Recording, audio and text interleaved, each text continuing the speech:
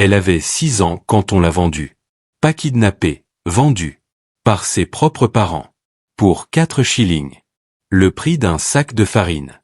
Les archives judiciaires de 1842 l'identifient simplement comme Sarah G., fillette numéro 247, travailleuse des mines de charbon du Yorkshire, et elle venait d'être enchaînée à un chariot de minerai dans un tunnel si étroit qu'elle ne pouvait pas se tenir debout. Son père a signé le contrat avec une croix, il ne savait pas écrire. Sa mère a détourné le regard quand le contremaître est venu chercher sa fille à l'aube. Une bouche de moins à nourrir, une chance de survie pour les autres.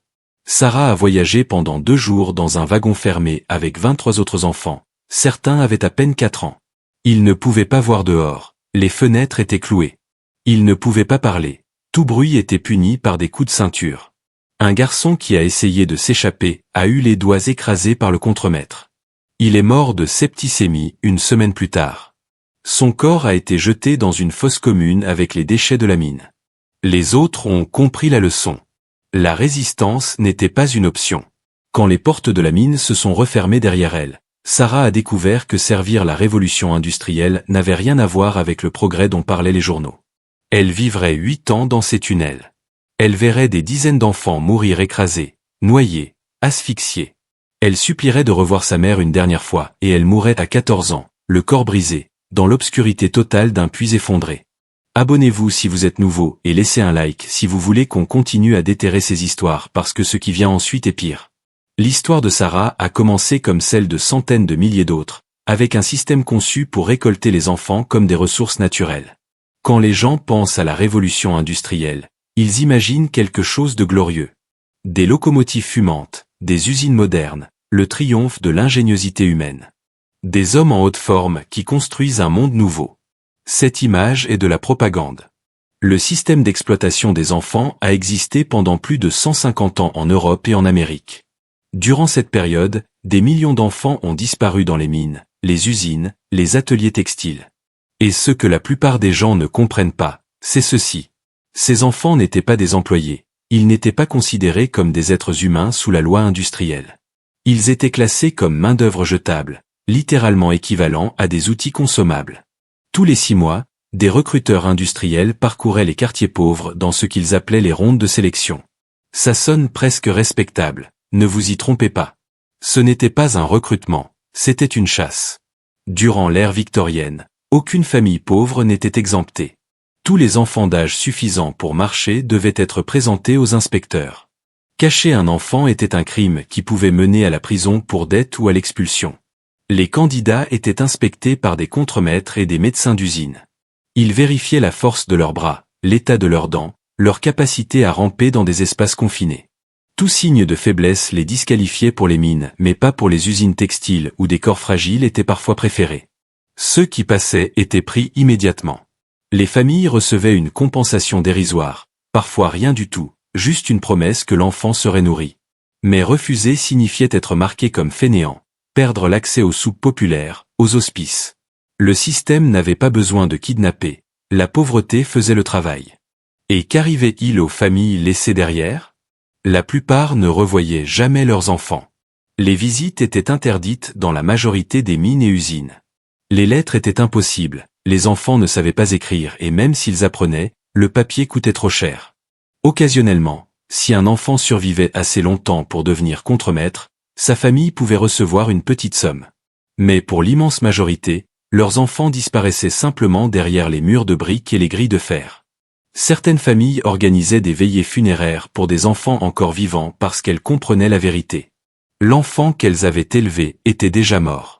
Sarah est arrivée dans le Yorkshire comme des dizaines de milliers d'autres, partie d'un commerce organisé. Les propriétaires de mines achetaient des enfants par lots entiers auprès des hospices, des orphelinats, directement auprès des familles désespérées. Entre 1800 et 1840, plus de 150 000 enfants ont été vendus aux industries minières et textiles britanniques, sans compter ceux dont les transactions n'ont jamais été enregistrées. Le jour où Sarah a franchi les portes de la mine, elle a cessé d'exister en tant que personne. Elle est devenue un numéro, une propriété de la compagnie minière. Mais avant qu'elle puisse servir, elle devait être conditionnée. Les enfants sélectionnés n'allaient pas directement dans les tunnels. D'abord, ils passaient par ce que les contremaîtres appelaient l'apprentissage, un processus qui durait entre 2 semaines et 3 mois selon la résistance de l'enfant. La première phase était la destruction de l'identité. On leur rasait la tête, un signe de honte et de contrôle. Leur nom était remplacé par des numéros ou des surnoms dégradants. Il leur était interdit de parler de leur famille. Mentionner leur mère ou leur père entraînait une punition physique immédiate, des coups de bâton sur le dos, la privation de nourriture. Tout objet personnel venant de chez eux était confisqué et brûlé. Une poupée de chiffon, un morceau de pain gardé en souvenir, une médaille religieuse. Les enfants dormaient dans des baraquements, 50 par pièce, entassés sur de la paille humide. Ils étaient réveillés à 4 heures du matin, avant l'aube. Ils s'endormaient après minuit, épuisés au point que la révolte devenait physiquement impossible. Pendant des semaines, ils existaient dans un état d'épuisement si total que leur corps abandonnait avant leur esprit. La deuxième phase était l'entraînement à la soumission totale. Les enfants apprenaient à obéir sans questionner, à répondre immédiatement aux ordres, à travailler malgré la douleur, à ignorer la faim, la soif, le froid. Ils pratiquaient 12 heures par jour. Si un enfant était trop lent, il était frappé avec des lanières de cuir sur les jambes, le dos, les mains. Beaucoup portaient ces cicatrices jusqu'à leur mort précoce. Ils apprenaient à ramper dans des espaces de 40 cm de haut, à tirer des chariots de charbon pesant 3 fois leur poids, à rester immobiles pendant des heures dans l'obscurité totale, à exister sans prendre de place, sans faire de bruit, sans montrer de faiblesse. Un manuel de formation d'une mine du Lancashire datant de 1838 liste 73 règles différentes pour le comportement d'un enfant travailleur. 73 façons de ne pas exister. La violation de n'importe quelle règle signifiait une punition, et les punitions étaient créatives dans leur cruauté. La troisième phase était ce qu'ils appelaient l'acclimatation, un mot clinique pour un processus barbare. Les enfants étaient descendus progressivement dans les niveaux les plus profonds des mines, parfois jusqu'à 300 mètres sous terre. À chaque niveau, l'air devenait plus rare, la chaleur plus étouffante, l'obscurité plus complète. Certains enfants paniquaient, ils hurlaient, ils griffaient les murs, ils suppliaient de remonter. Ces enfants étaient laissés seuls dans le noir pendant des heures jusqu'à ce qu'ils se taisent. Les documents d'époque décrivent ce processus avec un détachement clinique glaçant. Un rapport médical de 1835 mentionne des sujets présentant une résistance psychologique et des protocoles d'adaptation nécessitant des sessions multiples d'exposition prolongées. Le langage bureaucratique dissimule à peine ce qui était fait à ces enfants dans les profondeurs. Des notes administratives, des documents officiels rédigés comme s'ils parlaient de dresser des animaux. Après des semaines de cela, les enfants qui survivaient étaient considérés prêts. Prêts à entrer dans un monde où leur souffrance ne faisait que commencer. Après le conditionnement, les enfants entraient dans le système officiel. Et ici commençait une autre forme d'enfer. La hiérarchie était brutale et rigide. Au sommet, les enfants porteurs qui tiraient les chariots dans les tunnels principaux, ils avaient peut-être 10 ou 11 ans. En dessous, les enfants trappes qui ouvraient et fermaient les portes de ventilation, 8 ou 9 ans. Puis les enfants rampeurs qui se glissaient dans les veines les plus étroites, 6 ou 7 ans. Et tout en bas, les enfants trieurs qui séparaient le charbon des roches en surface, parfois à partir de 4 ans. Votre position déterminait tout. La quantité de nourriture que vous receviez, une écuelle de bouillie froide ou juste de l'eau et du pain dur. L'endroit où vous dormiez, sur de la paille relativement sèche ou directement sur le sol de pierre humide. Le type de punition que vous subissiez, des coups ou quelque chose de pire. Les porteurs recevaient environ 400 grammes de pain noir par jour et parfois un morceau de lard. Un enfant trappe recevait à peine 200 grammes et souvent rien du tout parce que les rations étaient volées par les contremaîtres avant d'atteindre les niveaux inférieurs. Beaucoup d'enfants des niveaux bas souffraient de malnutrition sévère. Leurs os se déformaient, leurs dents tombaient avant l'âge de 10 ans. Leur croissance s'arrêtait complètement. Ils vieillissaient de décennies en quelques années. Et la plus cruelle des ironies, leur apparence affaiblie les rendait encore moins aptes au travail, ce qui entraînait des rations encore plus réduites. C'était une spirale descendante programmée dans le système lui-même. Les enfants ne choisissaient pas leur travail. Ils étaient assignés. Chaque matin, un contremaître inspectait les rangées d'enfants épuisés et pointait du doigt. Toi, tunnel 7. Toi, porte numéro 12. Toi, chariot de surface. L'assignation pouvait changer chaque jour selon les besoins de production. Un enfant pouvait passer des mois comme porteur puis être rétrogradé au rôle de trappe si sa force diminuait. Et voici ce que presque personne ne sait. Un enfant sur 3 ne voyait jamais la lumière du jour. Pas une fois durant toute sa période de travail. Les enfants trappes passaient parfois 18 heures par jour assis seuls dans l'obscurité totale, attendant le bruit d'un chariot pour ouvrir leurs portes. Certains devenaient aveugles, pas par accident mais par manque d'exposition à la lumière. Leurs yeux s'atrophiaient. D'autres perdaient la capacité de parler après des mois de silence absolu. Des médecins de l'époque notaient ces cas comme curiosité scientifique sans jamais remettre en question le système qui les créait. Mais voici ce qui rendait le système vraiment pervers. La plupart des enfants ne survivaient pas assez longtemps pour être promus. Pas même 1 an, pas même 6 mois. Il y avait des centaines d'enfants dans les mines, parfois plus d'1 millier dans les grands complexes. Les accidents tuaient en moyenne 3 à 5 enfants par semaine dans chaque mine. Faites le calcul. Un enfant pouvait passer sa vie entière, quelques mois terrifiants, à attendre une chance de promotion qui ne viendrait jamais, vieillissant dans le noir, regardant de nouveaux enfants arriver chaque semaine, sachant que son seul but, la seule raison pour laquelle il avait été arraché à sa famille, ne serait jamais accompli. Et pourtant, il ne pouvait pas partir, ne pouvait pas s'échapper, ne pouvait pas demander de l'aide. Il était propriété, stocké sous terre, sans rien d'autre à faire qu'attendre la mort. Les enfants se retournaient les uns contre les autres. Les mines n'étaient pas seulement des prisons, c'étaient des arènes. Des centaines d'enfants, tous en compétition pour les meilleures positions, tous sachant qu'une promotion pouvait signifier la différence entre la vie et une mort horrible. Le résultat était une guerre cachée qui a duré des décennies. Les enfants volaient la nourriture des autres. Ils sabotaient le travail de leurs rivaux pour les faire punir. Ils dénonçaient ceux qui parlaient de s'échapper au contremaître en échange de rations supplémentaires.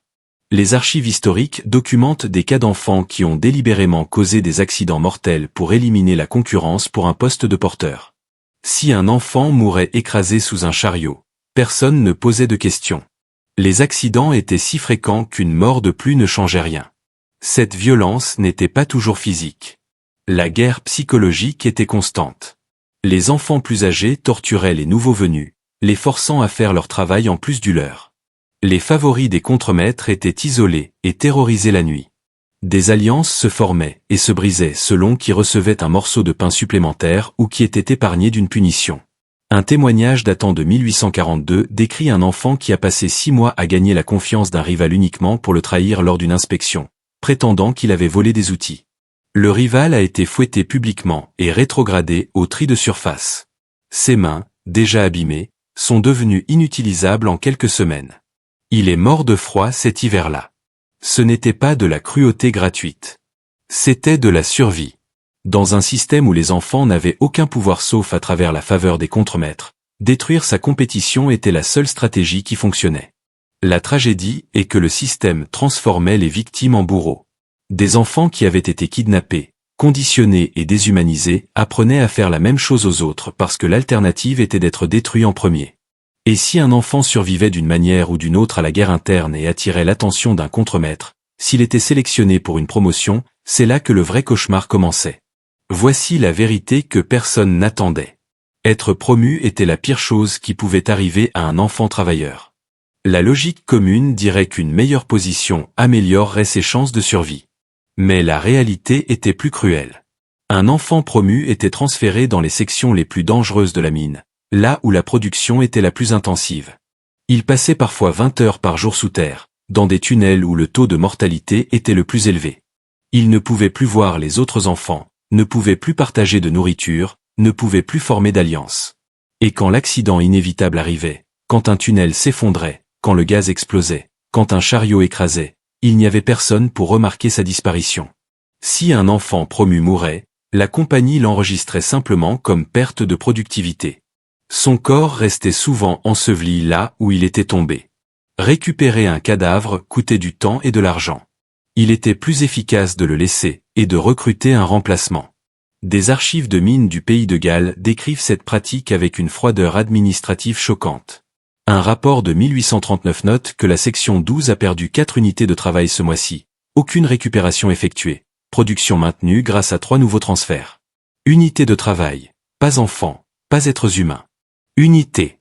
Il existe des documents décrivant des enfants tellement désespérés d'éviter les promotions qu'ils se mutilaient volontairement. Ils se cassaient un doigt, se coupaient la main, s'infectaient délibérément les plaies. Ils préféraient risquer l'amputation ou la mort par septicémie plutôt que d'être envoyés dans les sections profondes. Et si un enfant promu causait un accident, Même involontairement, la punition était collective. Tous les enfants de sa section perdaient leur ration pendant une semaine. Tous étaient fouettés publiquement. L'enfant responsable était parfois exécuté, pas officiellement, mais personne ne survit à 100 coups de fouet sur un corps déjà affaibli par la malnutrition et l'épuisement. Une archive judiciaire de 1843 mentionne un garçon de 11 ans nommé Thomas qui a accidentellement laissé une porte de ventilation ouverte, provoquant une accumulation de gaz qui a tué 7 mineurs adultes. Thomas a été battu à mort par les autres travailleurs sous les yeux des contremaîtres qui n'ont rien fait pour l'arrêter. Son crime était d'avoir oublié de fermer une porte. Sa punition était d'être lynché. Sa mort n'a jamais été enregistrée comme homicide. Le rapport officiel indique simplement accident de travail, aucune compensation nécessaire. Mais aussi cruel que soit le quotidien dans les mines, rien ne préparait les enfants à ce qui s'est passé durant l'hiver 1838. En 1838, la mine de charbon de Huskar dans le Yorkshire venait d'installer un nouveau système de pompage pour accélérer la production. C'était le pic de la révolution industrielle. Et puis une tempête a détruit des centaines de vies. Le 15 juillet, un orage violent s'est abattu sur la région. Les adultes ont reçu l'ordre d'évacuer parce que les pompes ne pouvaient plus gérer l'afflux d'eau de pluie. Mais les enfants, eux, ont reçu l'ordre de continuer à travailler. Le propriétaire de la mine, un homme nommé Robert Clark Cliff, voulait maximiser la production avant la fermeture temporaire. Il a donné des instructions spécifiques aux contremaîtres. Les adultes remontent, les enfants restent jusqu'à ce que les chariots soient pleins. 26 enfants, âgés de 7 à 17 ans, sont restés dans le tunnel principal, remplissant frénétiquement les derniers chariots tandis que l'eau commençait à monter. À 14 heures, le système de ventilation s'est effondré sous le poids de l'eau. Le courant d'air s'est inversé brutalement. Les flammes des lampes à huile ont été aspirées vers le tunnel, enflammant le gaz qui s'était accumulé. L'explosion a été entendue à 3 km de distance. Les habitants du village ont vu de la fumée noire sortir de la cheminée de ventilation. Quand les sauveteurs sont descendus 6 heures plus tard, après que l'eau se soit suffisamment retirée, ils ont trouvé les 26 corps.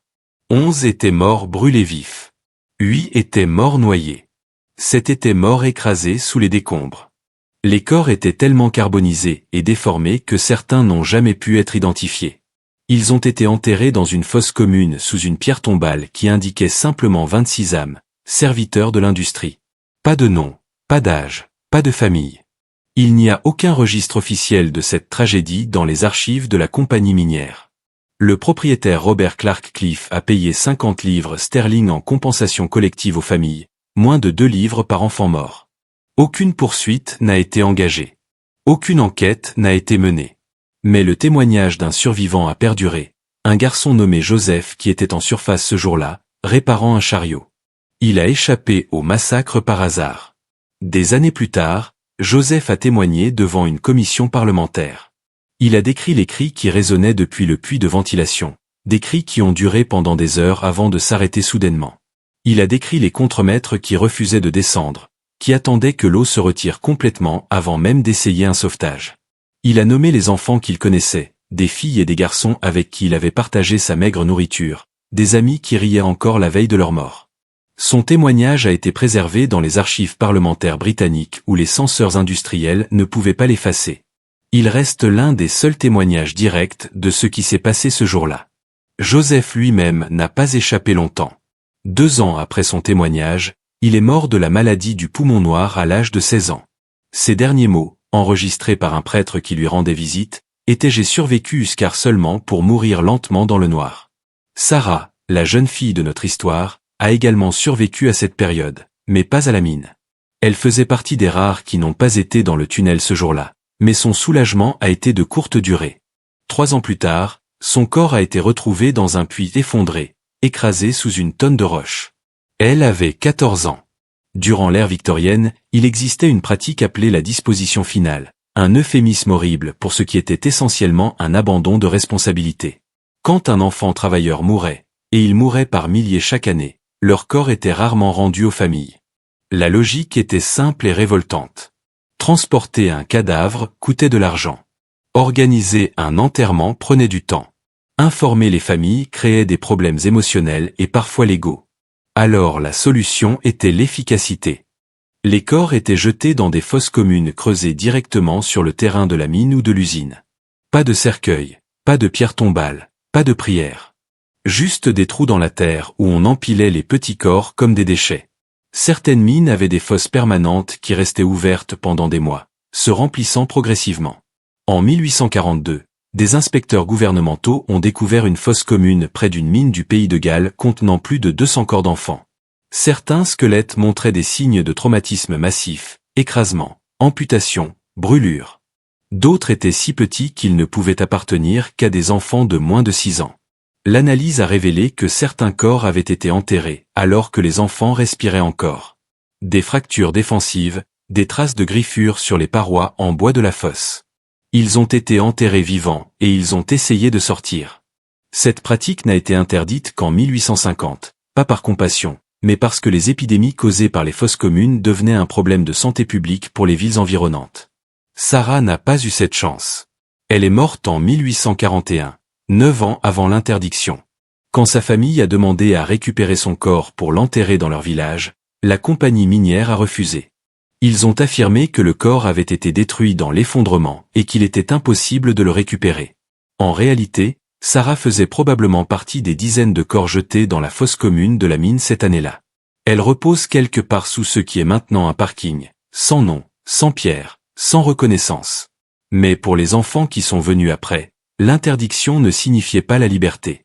Cela signifiait quelque chose de presque pire. L'interdiction des fosses communes anonymes n'a pas apporté de dignité. Elle a apporté quelque chose de différent.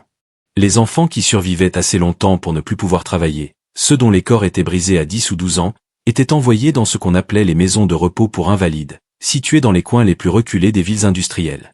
Les règles étaient simples et brutales. Jamais quitter l'établissement, jamais revoir sa famille, jamais recevoir de soins médicaux coûteux, effectuer du travail manuel léger tant que possible, prier pour le succès de l'industrie 3 fois par jour. Pendant des années, ils vivaient dans des dortoirs collectifs, dormant sur des planches en bois. Nourriture minimale, maladie traitée seulement si elle risquait de se propager aux autres enfants valides. Beaucoup devenaient fous. D'autres cessaient simplement de manger jusqu'à ce que leur corps abandonne. La méthode d'évasion la plus courante était de se jeter sous les trains qui passaient près de ces établissements. Durant les années 1850, une moyenne de 20 corps d'enfants par an étaient retrouvés sur les voies ferrées près des maisons de repos. Les gardiens les ramassaient la nuit, sans cérémonie, sans registre officiel. Juste un numéro de moins. Le plus jeune invalide enregistré avait 7 ans. Il avait perdu ses 2 jambes dans un accident de presse textile. Il a passé les 9 années suivantes dans une maison de repos, 11 ans quand il est finalement mort de pneumonie, ayant passé plus de la moitié de sa vie à attendre la mort. Le dernier enfant travailleur documenté est mort en 1956. Son nom était Albert Crook, dernier survivant connu des mines de charbon victoriennes. Il a passé ses dernières années dans un hospice public, souffrant de silicose pulmonaire, ayant perdu tous ses doigts dans divers accidents. Il est mort seul à l'âge de 84 ans. Il a été enterré dans une tombe sans marqueur dans un cimetière municipal. Le système d'exploitation des enfants a officiellement pris fin avec les lois sur le travail des enfants du début du XXe siècle. Mais les mines et les usines sont toujours debout. Et ce qu'elles choisissent de se rappeler, et ce qu'elles choisissent d'oublier vous dit tout. Aujourd'hui, des millions de touristes visitent les anciens sites industriels reconvertis en musées. Ils marchent à travers les tunnels restaurés. Ils admirent les machines à vapeur. Ils prennent des selfies devant les anciennes cheminées. Les guides touristiques parlent de l'ingéniosité technologique et du progrès économique. Ils ne mentionnent pas les maisons de repos. Ils ne pointent pas les endroits où les fosses communes étaient creusées. Ils n'expliquent pas pourquoi certaines sections de mines sont restées fermées et murées pendant des décennies. Les autorités touristiques ont essayé pendant des années de combattre la réputation hantée de ces lieux sans jamais se demander pourquoi cette réputation existe. Parce que certains murs portent encore les marques de mains désespérées. Parce que certains tunnels résonnent encore de cris que personne ne veut entendre. Sarah avait 6 ans quand on l'a mise dans ce wagon. Elle avait 14 ans quand elle est morte écrasée sous la roche. Durant ces 8 années, elle n'a jamais revu sa mère. Elle n'a jamais remis les pieds dans son village. Elle n'a jamais entendu son vrai nom prononcé avec affection. Elle a été vendue comme ressource, conditionnée comme outil, utilisée comme machine, et abandonnée comme déchet. Et elle n'était qu'une parmi des centaines de milliers. Les historiens estiment que durant le siècle et demi de la révolution industrielle en Europe et en Amérique, plus de 2 millions d'enfants sont passés par le système d'exploitation du travail infantile. La plupart de leurs noms n'ont jamais été enregistrés. La plupart de leurs histoires n'ont jamais été racontées. Ils ont existé comme numéros dans des registres, comme corps dans des fosses, comme fantômes dans des mines que les touristes photographient maintenant pour Instagram. Le monde moderne préfère célébrer le progrès industriel sans examiner le coût humain. C'est inconfortable d'admettre que la civilisation qui a inventé la machine à vapeur et le chemin de fer a aussi perfectionné l'industrialisation de la souffrance enfantine. Mais le silence n'honore pas les victimes. L'oubli n'apporte pas de justice. Les murs des anciennes mines sont toujours debout. Les pierres se souviennent encore. Et maintenant, vous vous souvenez aussi. Si vous êtes arrivé jusqu'ici, dites-moi en commentaire quelle partie de cette histoire vous a le plus marqué. Et si vous croyez que ces histoires méritent d'être racontées, abonnez-vous parce qu'il y a encore plus de vérités enterrées qui attendent de refaire surface.